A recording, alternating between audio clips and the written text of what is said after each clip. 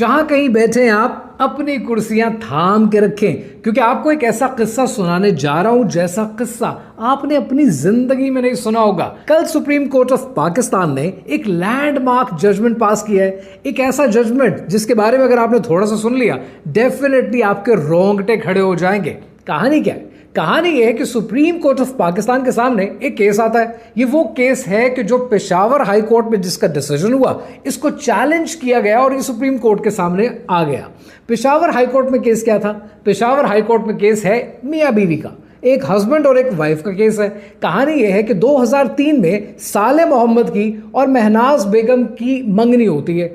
मंगनी के 3 साल के बाद 2006 में इनका निकाह हो जाता है। अब आपने पता क्या करना है? आपने ये तारीखें याद रखनी है। 2003 में मंगनी हुई है, 2006 में इनका निकाह हो गया। निकाह के 1 साल के बाद 2007 में साले अपनी बीवी पर डोमेस्टिक वायलेंस करता है, तशद्दुद करता है और उसे अपने मैके में छोड़ देता है। और छोड़ने के कुछ दिनों के बाद साले मुल्क से बाहर चला जाता है। अभी उसकी बीवी है, लेकिन ये अपनी बीवी से हर तरह का कम्युनिकेशन, कॉन्टैक्ट, राब्ता खत्म कर देता है।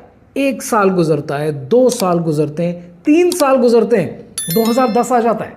2003 की मंगनी, 2006 का निकाह और 2007 में मैके छोड़ दिया। और उसके 3 साल के बाद 2010 आ जाता है। 3 साल के बाद साले दोबारा निकाह कर लेता है, एक नया निकाह कर लेता है और उससे उसके बच्चे भी हो जाते हैं। कहानी आगे बढ़ती रहती है और 2015 आ जाता है। अब जस्ट इमेजिन, उसकी जो पहली बीवी है जो कि महनाज बेगम है, जिसको 2007 में उसने छोड़ दिया है, 2015 आ चुका है। कितना अरसा है बीच में? बीच में ये तकरीबन 8 साल है। 8 साल में हस्बैंड ने कोई कांटेक्ट नहीं किया अपनी वाइफ से। अब वो बेचारी तंग आकर कोर्ट जाती है कि मुझे कोई मेंटेनेंस नहीं दी जा रही, मुझे कोई नान नुफ्का नहीं दिया जा रहा, मुझे मेहर का पैसा नहीं दिया जा रहा, मुझे कोई सपोर्ट नहीं किया जा रहा, मैं क्या करूं?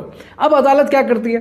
अदालत साले मोहम्मद को कोर्ट में बुलाती है और साले मोहम्मद कोर्ट में आने के बाद पता है क्या मौक़िफ़ लेता है? वो मौक़िफ़ ये लेता है, उसका स्टैंस ये है, उसका नैरेटिव ये है कि इसको किस बात का मेंटेनेंस, किस बात का नान नुफ्का दिया जाए।